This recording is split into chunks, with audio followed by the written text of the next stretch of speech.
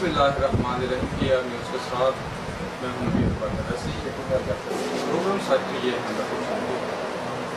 नाज़रीन, रमज़ान मुबारक का आखिरी अशरा इख्तिताम पजीर होंगे। आज अली कुछ हम सुनी तरीके दे मैं आप सबका टिकट होल्डर पाकिस्तान सुनी तरीके जवेद इकबाल बादशाह को कल्लफ इफ्तार पार्टी मुख्तलिफ मुकातबे फ़िक्र मुख्तलिफ उलमाए कराम शहज़ाद वक़्त का मौका जानते हुए, वक़्त की वंड जानते हुए, वक़्त की गनीमत जानते हुए हमारे मुकामी ज़िली रहनुमा, बल्कि मैं कहूँगा कि मरकज़ी रहनुमा जनाब Zahid Habib Qazi sahab, vice general secretary Pakistan Sunni Tehreek आज हमारे साथ मौजूद हैं।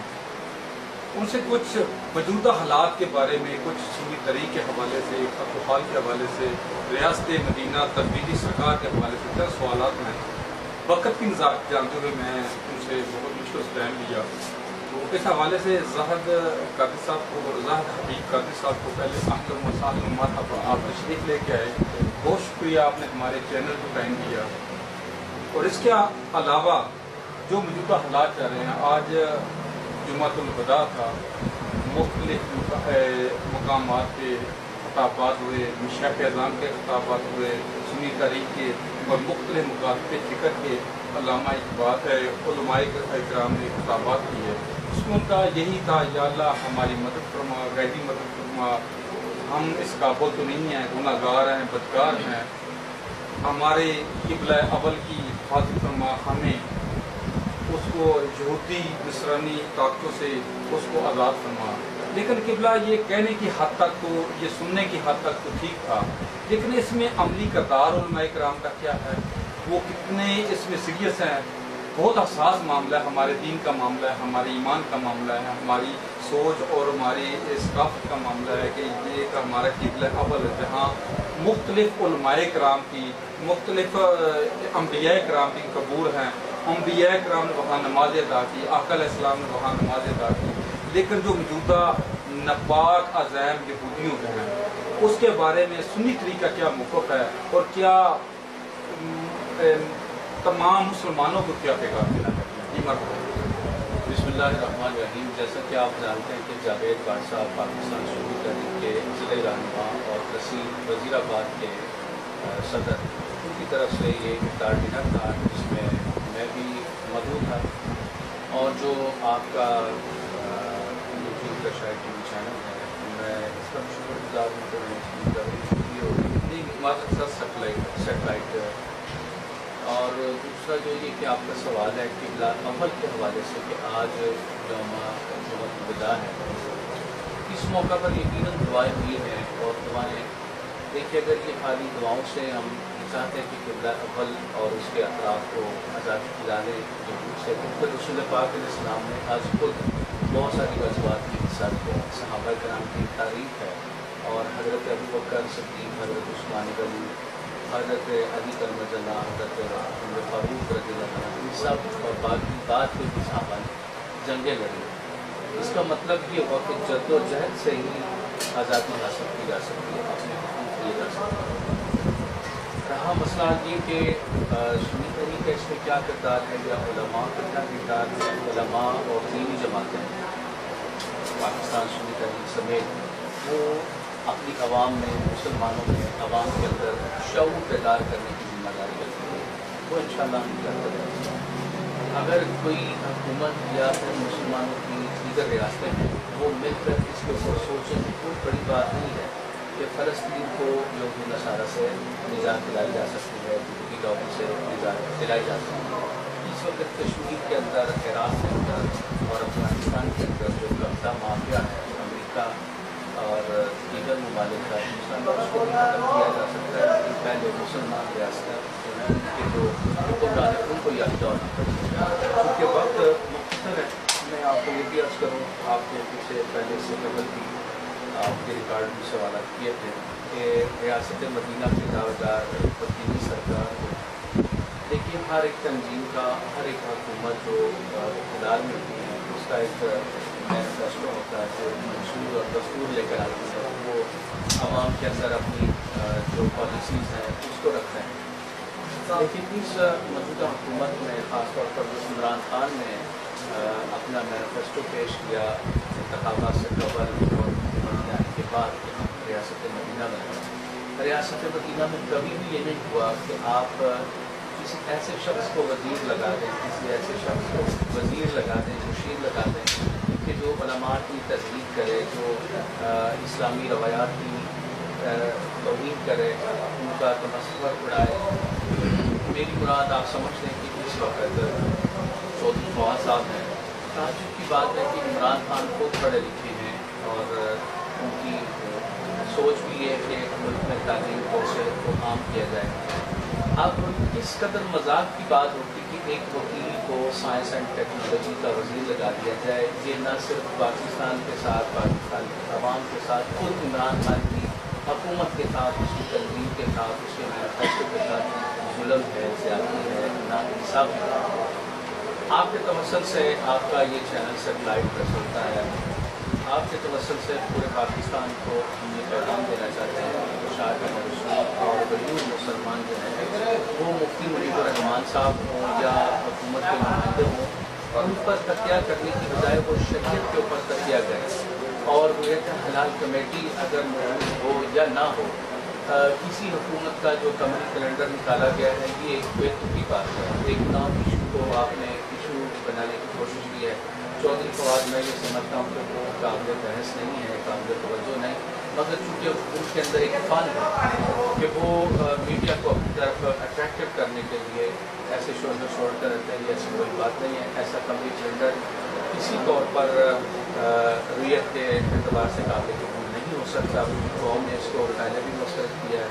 आप देखेंगे कि पूरी कौम जो है वो शरीयत के साथ खड़ी होगी, चौधरी फवाद के साथ खड़ी नहीं होगी। ये तो आपका बिल्कुल चौधरी फवाद साहब भी आ गए, तब्दीली सरकार भी आ रही। मेरा सवाल फिर वही है कि सुन्नी तहरीक जिसने पाकिस्तान बनाया थे, सब जो दावेदार है, हमने पाकिस्तान बनाया था, हमारे मुशैख़ इज़ाम ने, उलमाए किराम ने पाकिस्तान बनाया था और पाकिस्तान बचाएंगे। तो आज जो सुन्नियत मेरे ख्याल में जो सुन्नी तहरीक लीड करती थी, जो नाम था सुन्नियत का, वो तो आज मुख्तलिफ बखेरा बखेरा हो गई, मुख्तलिफ जो तकसीम हो गई है। इस हवाले से आप क्या कि आपकी हिकमत अमली क्या है? आगे तमाम मुकातबे फिक्र को, मुशैख़ इज़ाम को साथ लेके चलेंगे या आप अपने ही जो नाम है इसको ही आगे लेके तो अकेले ही जद्दोजहद करेंगे? लेकिन पाकिस्तान सुन्नी तहरीक का पहले दिन से ये दावा रहा है कि जो क़याम पाकिस्तान में उलमा और मशाइख ने अपनी कुर्बानियाँ दी हैं, जिसकी वजह से पाकिस्तान मार वजूद में आया। अब ये पाकिस्तान बन चुका है, इसको चार अतराफ से यहूद मसूर ने घेर रखा है।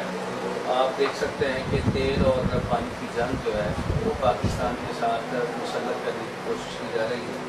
ईरान के खिलाफ अमेरिका नारे लगाता है, लेकिन मुसल्लह जद्दोजहद जो है वो पाकिस्तान के खिलाफ है। अब एक पाकिस्तान पिछले 1.5 साल से पुरअमन तरीके से अपना तरक्की का सफ़र जारी रखे हुए, उसने सी पैक और दीगर बहुत सारी चीज़ें जो वो आपके सामने पेश रो हैं। लेकिन क्या वजह है कि यकलखत जो ही पाकिस्तान के अंदर तेल और गैस के ज़खायर दरियाफ्त होते हैं तो अमेरिका और ईरान का महाज गर्म हो जाता है। ये ज़ुबानी कलामी जंग कई दहाइयों से चली आ रही है अमेरिका और ईरान की, हालांकि ऐसी इसमें कोई हकीकत नहीं, अमेरिका और ईरान की कोई जंग नहीं होती।